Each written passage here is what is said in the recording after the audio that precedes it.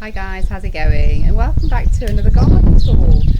So it's nearing the end of June, well, kind of mid-June, and I just thought I would sort of do a monthly tour once a month at the end of each month, just to kind of capture the garden as it is, sort of let you know of any changes that have happened, new plants taken out, plants moved, and just things that are generally doing really, really well in the garden, maybe some that aren't as well. So yeah, I thought I would start off in this little spot in the garden. So we're in the back garden, and I just thought I'd start off with these beautiful roses and the lady's mantle at the bottom. Oh, they are just been so beautiful. So they look like they're kind of going over a little bit now. I need to basically come in and deadhead them, and then they'll just keep blooming all summer long. But these are the Boscobel rose, a David Austin, and I'll just pop a picture up on the screen of what this sort of grouping looked like just a couple of days ago. They looked so perfect. But yeah, so these are the second year in the ground. So last year they bloomed nicely, but this year they've just gone to town and they look absolutely beautiful. So yeah, it's definitely rose season, isn't it? June is just the time for roses. I'm hoping to go along to the David Austin Gardens. I hope I can fit it in June or sort of maybe early July, just to go and have a look at their gardens, because I absolutely love their roses and I'd love to have a look around all their gardens. So anyway, let's just have a bit of a close-up on those roses and then I'll show you around the rest of the garden. So just coming in on a bit of a close-up here. So I'll pick the best one really, which is this one, and it's just starting to open up. So that's one of the smaller ones. As you can see, they sort of age to something like that, but they are just absolutely gorgeous, and the scent is just amazing, and the bees love them as well. So yeah, and underneath it, which I think contrasts really well, that sort of pink and chartreuse, is the lady's mantle. And again, lady's mantle is just going to town at the minute. This is when they start blooming, and they literally bloom all season long. So they've got these gorgeous leaves. I don't know if you can see those a little bit. Yeah, that's better. Got these gorgeous leaves, and when it rains, the leaves sort of collect little water droplets in them, and they look so beautiful. But they do then in summer come up with these beautiful chartreuse blooms. I'm going to try and get in even closer. But they're just absolutely gorgeous, and they provide such a pop of colour in the border. So if you ever need a bit of a pop of colour, that is the plant to plant. And they're so hardy as well. They're perennial, they come back every year, just stronger and stronger, bigger and bigger. So let's come on down here, because we'll then just start off at the bottom of the garden. So starting off here, oh look, I've just seen look, the kids have left their little, so the kids were making a little bit of a they call it like a flower soup, or a garden soup, which they make, and they just go around the garden and pick loads of beautiful leaves and flowers and things, and they make a little bit of a pretend soup out of it. So they left that out actually. Oh, that's so sweet. Okay, anyway, so just coming down the steps, and the newest addition to the garden is this beautiful arch that I put in the other day actually, with a gorgeous climbing rose. So this is the Generous Gardener from David Austin, and it is so incredibly beautiful. So that's a little bit past it again, but just so beautiful. And the scent, so I've planted this one particularly for its scent, because it's absolutely beautiful scent. It smells gorgeous. And then the archway is just really pretty, going all the way up and round. So I'm hoping it's it's a medium climber, that rose, so I'm hoping it's going to make it all the way around. If it doesn't, I'll maybe plant a clematis or something, maybe a purple clematis, and that can sort of climb up, and then sort of they can mingle somewhere along the line. But I'm hoping that this one will climb all the way around. I think it said 15 feet. So yeah, we'll have to wait and see.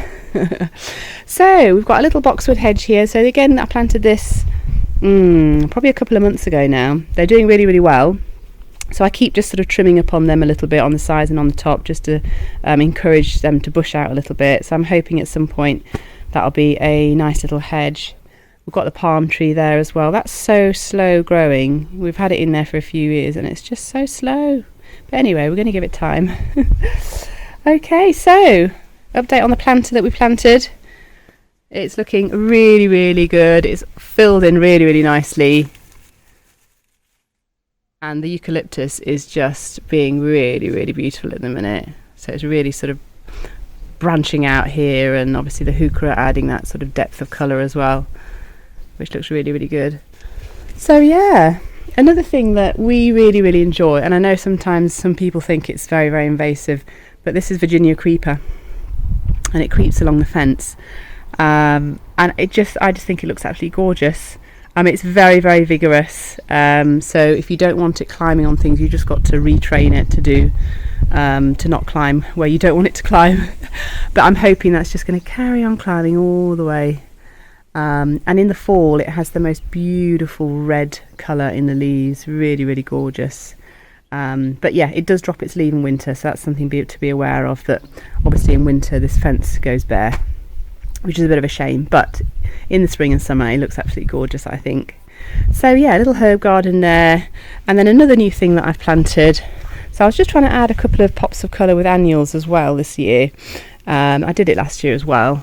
So this is the coleus. So it didn't have a name on it, but I think it's quite a common one. But it just adds that beautiful pop of colour again, the chartreuse with a light pink in the middle, darker pink, or burgundy even. Magenta burgundy, I'd say, yeah. And we've got the black lace elderberry over there, which I think will probably outgrow its little space there, but at the moment it seems to be okay. And at the bottom we've just got sort of hardy geraniums, sweet alyssum, which I grew from seed, which we've replanted. Some of them actually came back. They must have self-seeded themselves and come back. And then we've got this gorgeous plant. Now, when I bought this from the garden centre, I'm sure it's not a foxglove. It looks so much like a foxglove, but I'm sure it didn't say on the tag that it was a foxglove. But yeah, if I look on Google, it says foxglove, so I'm just gonna, yeah, it's a foxglove. But yeah, and then this big plant here, this is going to be a pink echinacea, so it's just about to bloom, so maybe in a couple more weeks that'll be blooming pink. Yeah, and behind it we've got a nice grass there, and we've got a dinner plate dahlia that's coming up, so it came back. So some of our dahlias didn't come back. All the ones at the allotment did not come back. And we had one in the front garden that didn't come back, but the rest of them came back. So I don't know, maybe they were just a bit more protected in certain spots, but this one has come back, and it's a gorgeous dinner plate dahlia. So that's going to grow really, really tall, and then sort of really, really big blooms, and it's sort of peachy pinky blooms. It's called Otto's Thrill, but I'll show you that more in more depth once it's out. So yeah, the other thing that's just starting to bloom is this lamb's-ear. And look, there's a little bee. Really, really great for the bees and pollinators, as you can see. But I mean, I love the foliage. The foliage is sort of this, well, it's basically like a lamb's ear. It's really soft to touch, sort of hairy, but in a really soft way. And I love the foliage. It actually adds that really contrast again. But in summer they do shoot up these spikes with purple blooms, which I really like. I know some people don't like it, they think it looks messy, but I actually really, really like them. So once they've gone past it, you just chop them down and you're left with the leaves. So yeah, behind them the lupins. So I think the last tour I did, the lupins were in their prime. I've cut them back, they've rebloomed, and they're just about done, I think, now. I don't think they're going to rebloom a third time. Oh no, hang on. Oh, we've got another bloom there. Maybe they will. Well, who knows? Oh look, there's some more here as well. Oh, fantastic. So they are going to rebloom then. That's brilliant. So that's kind of the third bloom that they're going to have, which is amazing. So yeah, coming back, we've got this verbena that's growing up really super tall. Now last year it didn't grow that tall. Look how tall it is, all the way up there. Again, amazing for sort of pollinators. Bees love it. Yeah, yeah, and then coming up we've got another coleus which I planted, hardy geraniums, and then the achillea is just starting to come into its own. So that's like a really soft pink. Sort of marries really well with the roses there, which I think looks really nice. And then yeah, coming on up we've got the Shasta daisies that are just about to pop. They are just about there, very nearly about to do its thing. And then we've got our cherry tree. So on our cherry tree we've been dealing with a little bit of aphids. So as you can see, the leaves, oh, it looks so sick. So the aphids, they basically suck out all the sap from the plant, and that's why the leaves curl. And yeah, they just keep curling up. So I have attempted to spray them. So I've sort of obviously want to go organic if I can. So I've tried some garlic water. So I used, what was it, 2 cloves of garlic to 500 mils of water, whizzed it all up, sieved it sort of through a mesh, and then put it in a spray bottle, and then just sprayed all the infected leaves. So we'll see if that does anything. I've also done it up at the allotment. The apple trees have got them as well, so I've tried that up at the allotment as well. So anyway, it's supposed to work. Last year we tried soap water, but I just didn't like the idea of soap going into the soil. I know it's probably very diluted and it wouldn't make a difference, but anyway, I thought I'd try something else. So coming on up, again we've got some lupins here.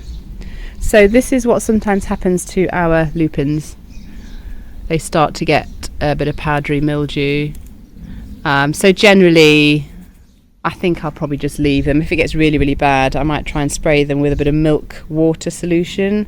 That's supposed to get rid of it. But at the moment it's just this one that's got it. So I'm just going to leave that be and just see if it helps, clears itself up. And then coming on over, another thing that's really starting to bloom like crazy is this black lace elderberry. So yeah, when the flowers first come out, they come out this sort of light pinky colour, and then they go to these more sort of white, and I just think it looks absolutely beautiful. And the foliage contrast sort of between the green and the sort of almost black colour, very dark purple, I just think it's absolutely gorgeous. And then just below it we have got a lobelia. We've got one down the other side as well, and that is again just about to pop into flower, into bloom. And then another dinner plate dahlia, so this is the same one, that's going to grow up really tall, that sort of peachy pinky colour. And then sweet alyssum, which I grew from seed. And then I planted these verbena maybe a week or 2 ago, just to fill in some spots. So they're an annual for us, so they won't come back next year, but they'll just look really pretty throughout the summer. And then we've got an agapanthus, which is just about to bloom. So that's a purple one, so I'm looking forward to that coming out. And then another beautiful rose. So this one is the Lady Gardener, another David Austin. Absolutely beautiful, and the scent is gorgeous to die for. So it's sort of had its first flush of blooms, and then as you can see it's just starting to bud up again, and that will sort of flower again throughout the summer. So these are the Lady Gardener, actually seems to be the one that sort of starts to flower quite early on. So yeah, and then we've got another pink echinacea that's just about to flower. Achillea again doing its thing. So what I've tried to do in the garden is just sort of repeat plants.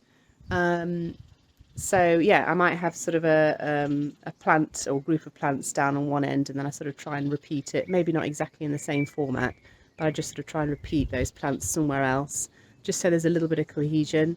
I mean, I think our garden isn't big enough to have really big drifts of plants really and flowers, so I've sort of opted for 1 or 2 and then sort of repeating them throughout, and I think it works really well. So coming on round, we've got our lovely eucalyptus tree, which is growing really tall this year. And then the other thing it's just coming out of bloom actually, which is this climbing hydrangea, but it's still got a few blooms left on it. which is absolutely gorgeous. So that's been flowering over the last few weeks, and it's just kind of coming to the end really. Still a few blooms left on it. Yeah, and then just coming round, we've got a few, obviously the peonies have all done. They'd have done maybe a month, 6 weeks ago.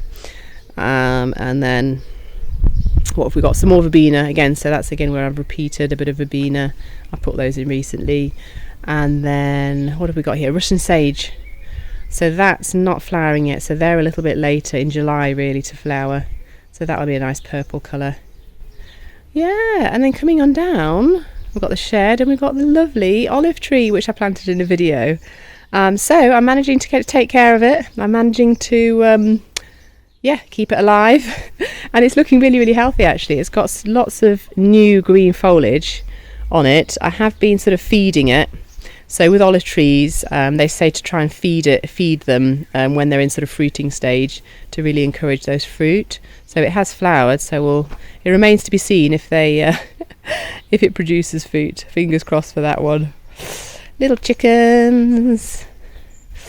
And then coming down the other side, so we recently planted some lungwort in front of the beautiful hosta.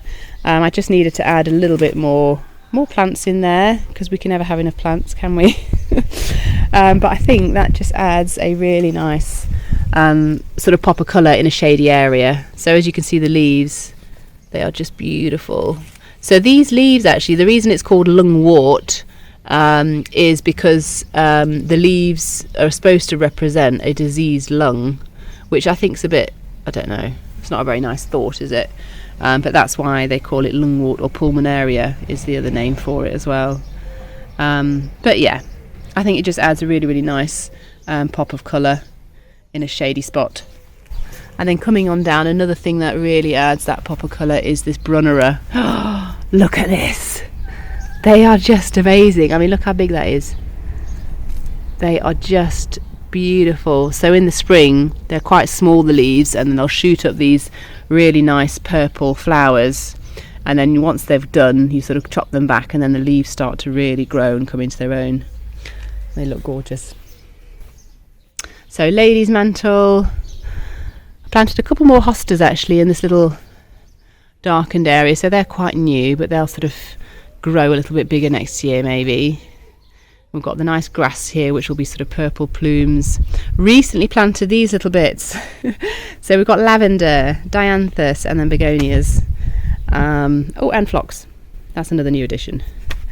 So yeah, I just wanted a bit of more colour in this border. So all throughout my garden I've sort of chosen certain colours which I really like, and I've just tried to sort of repeat them. So we've got pinks, purples, sort of yellowies, more chartreuse, obviously green. What else? What other colours have we got? Whites as well. So I'm just trying to sort of repeat different colours again to just have that cohesion. But yeah, I think it's working really well, and I'm doing the same in the front border as well, which we'll go to in a minute. So yeah, behind there we've got a hydrangea. This is a macrophylla hydrangea, and that's a white one. And then coming on down, we've obviously got the acer, which is in the pot, and then we've got a paniculator hydrangea, which is a little lime. So it doesn't get that big, this one, but the flowers on it, when they come out, they're going to be sort of a lime green and then going to fading to like a white colour, which I think is going to look really, really good. I'm hoping it's got enough sun there because the paniculator hydrangeas love a bit more sun. So we'll see how it performs this year. If not, I might have to take it out and put it somewhere a bit more sunny, but we shall see.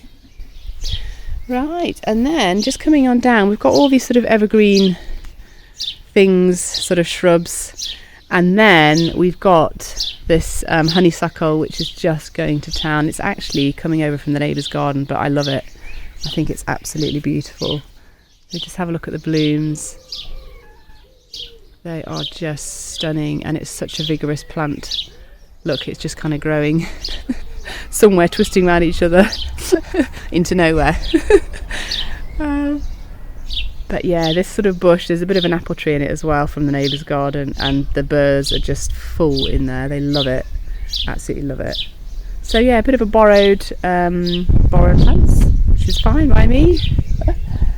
Yeah, so just coming down the border, again, a couple of new things. We've got the hardy geraniums, which aren't new, they were planted last year, I think. We've got the hostas, and then the lungwort again. I sort of planted this in a bit of a sort of shady, darker spot, and I think it just brings that light colour to that area. And then we've got the lavender, begonias, dianthus, phlox again. Yeah, and then sort of working our way down, we've got the lady's mantle, Acris ogon, which again just brightens up that little spot. It's just got some bits on it. There you go. And these are evergreen, so in the winter when some of this dies back and it's a bit dark, you're going to really see these beautiful sort of light green variegated leaves. That's going to be really pretty. So yeah, coming on down, we've got the hostas and the heuchera, which I think just really contrast each other really well. So you've got this sort of light green leaf of the hosta, and then this sort of really dark purpley leaf of the heuchera. And the heuchera have these really nice flowers as well. So there are all the heucheras around our apple tree, and they're just about to flower, and they sort of have light purple flowers. So yeah, and that's the apple tree. So just coming down from the main borders down to our sort of patio area, and we've got this little border here, just a little rockery.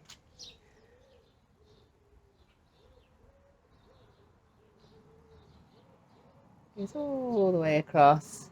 So in here we've just got a few sort of evergreen bits, got euphorbia, little cordyline, and then the most amazing ground cover, guys. So if you need a ground cover that just grows really fast, suppresses weeds, ajuga, this is the one for you. It is so good. I mean, I think I'm going to need to control it a little bit, but yeah, amazing ground cover. And the one thing that I really wanted to point out in this flower bed was this beautiful rose. So this was here when we moved in, so I don't know what variety it is, but it just loves its life where it is. And it's not even in the sun all day. It sort of maybe gets half a day of sun, but it still loves its life and looks, let me see if I can get a nice close up. Look at those. And the scent is really gorgeous, really strong scent.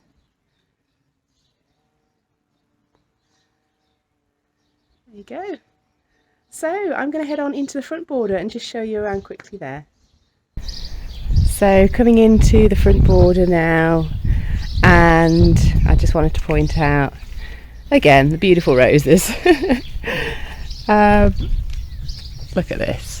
So this is a floribunda rose, so it has lots of different flowers on one stem, but look how many it's got on it. 1, 2, 3, 4, 5, 6, 7, 8, 9, 10, 11 maybe, and it's had more because I've snipped a few off.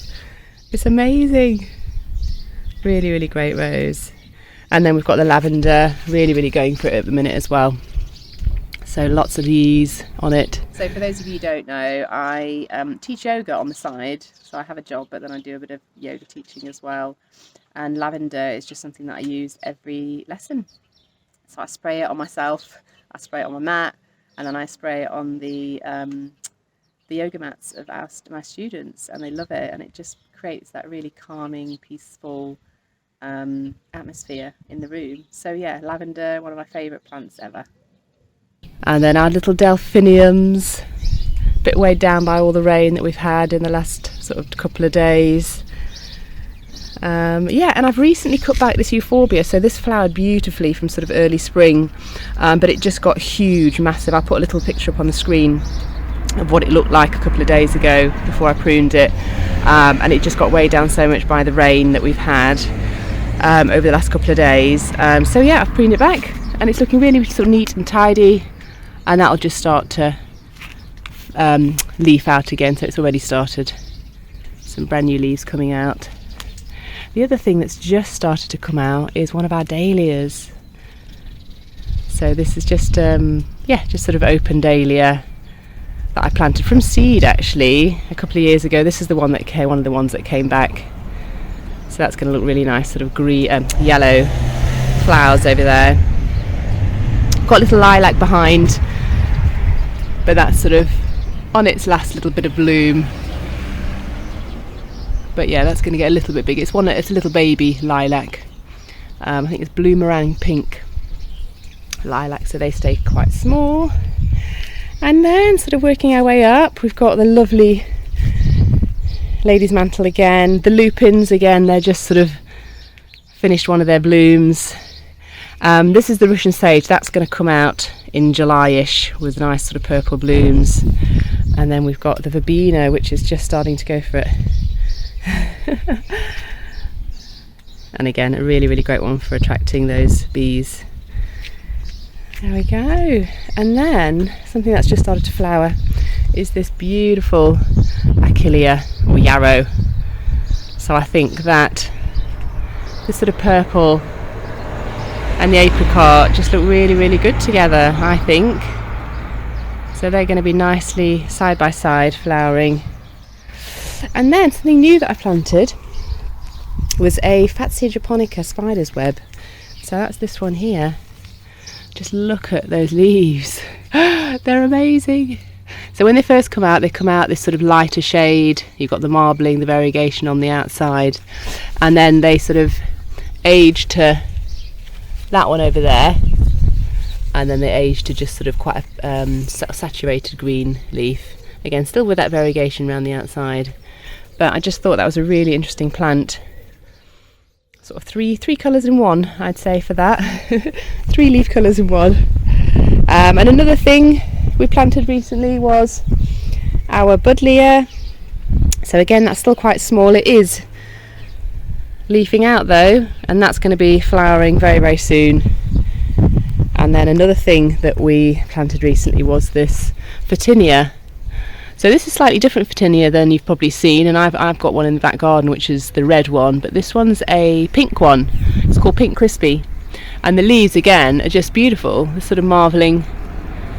And then in the spring, or whenever new leaves come through, they come out as this sort of pinky colour, even darker than that actually, and then they sort of age to the more greeny leaves, which I just thought was really, really interesting.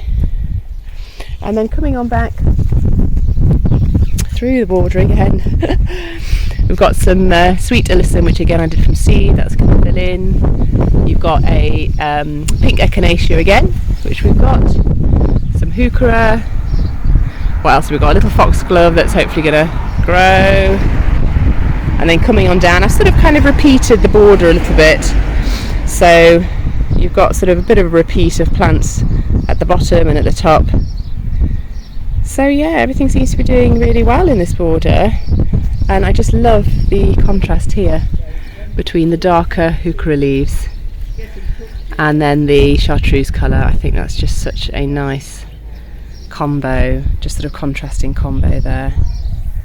Yeah, lupins again, they're just sort of finished their second flush. Hopefully the third flush will come soon. And then coming over, gorgeous lavender with the delphiniums popping up, and then another little rose bush. So yeah, that's sort of filling in really nicely. So we have got, as I said in another video, we have got a little bit of space in here. There used to be a dahlia there, but it didn't come back. So I think what we've decided is we're going to plant a eucalyptus, and we're just going to let it grow really tall and thin, this one, so we won't be pruning it very much. So yeah, watch this space. We're going to be planting that hopefully soon if we can get our hands on one. Yeah. So yeah, really happy with this front border so far. Right guys, so that's going to be it for this garden tour, and I'm going to end back where I started with these beautiful Boscobel David Austin roses. So yeah, I hope you've enjoyed this video, and I hope it's maybe inspired you to plant something in your garden that you don't have, or maybe it's inspired you with some sort of plant combinations. I'd love to know what you're planting in your garden at the minute, or what's doing really, really well in your garden. So yeah, just pop some comments down below. I'd love to hear from you. And yeah, so we'll see you in the next garden tour, which will be in July, sort of nearing the end of July, and we'll see what's doing really well then. All right, I'll see you soon. Bye.